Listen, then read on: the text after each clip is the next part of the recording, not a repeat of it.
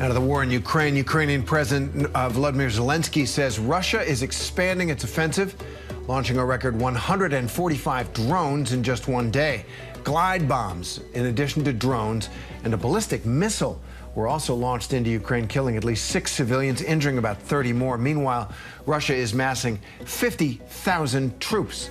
That includes North Korean soldiers for what looks to be a new offensive in Kursk. That's that region in Russia that has been partially occupied by Ukrainians. Ukrainian intelligence tells ABC News that this video right here, it shows North Korean soldiers in Russia. ABC's Patrick Reevell joins us now with more. So, Patrick, what's the latest on the battlefield?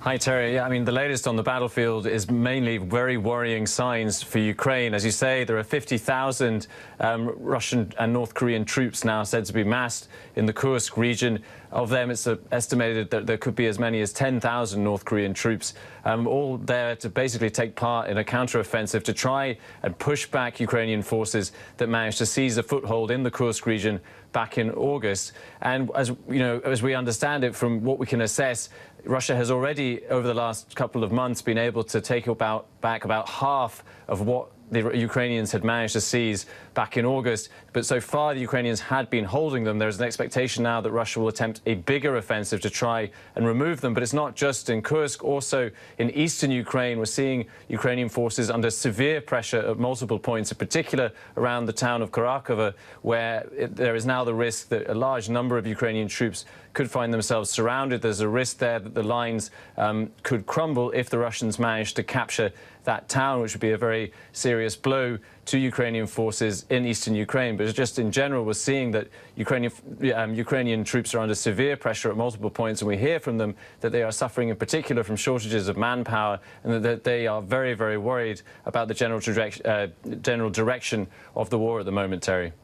Yeah, let me pick up on that, Patrick. Manpower. So this is 1,000 days into this war now. We remember it beginning with Russia's attempt at lightning strike into that country that would topple the government and give the entirety of Ukraine to the Kremlin. That didn't happen. It settled into this grinding, awful conflict. And now Donald Trump is back in office saying he's going to end it. What's the mood in Ukraine? What's it look like for them going forward? You know, I think that's a fascinating question, because I think many people might be surprised to hear that within Ukraine, a very large number of people believe that Donald Trump's election is potentially a good thing for Ukraine, and they prefer it to if there had been a Kamala Harris victory. And the reason for that, I think, is the deep disillusionment that there is in Ukraine about the Biden administration's policy over the last year, really, where they were imposing quite significant restrictions on how Western weapons could be used. And basically, many Ukrainians, and we hear this from some senior Ukrainian military commanders, many Ukrainians feel that essentially the Biden administration was giving Ukraine enough to be on life support, but not enough to win and not enough to force Russia into fair negotiations. And so what they're hoping is that Donald Trump potentially can create a situation where at least there's an opportunity now for negotiations. They know that there's a risk as well, that he said he's going to cut aid. They're very concerned about that, but they hope that this at least creates an opportunity for them to try and have negotiations, Terry. Wow. That is remarkable that the Ukrainians, he talks tough on Ukraine, but the Biden administration has kind of played it very, very carefully, too carefully, it sounds, for them.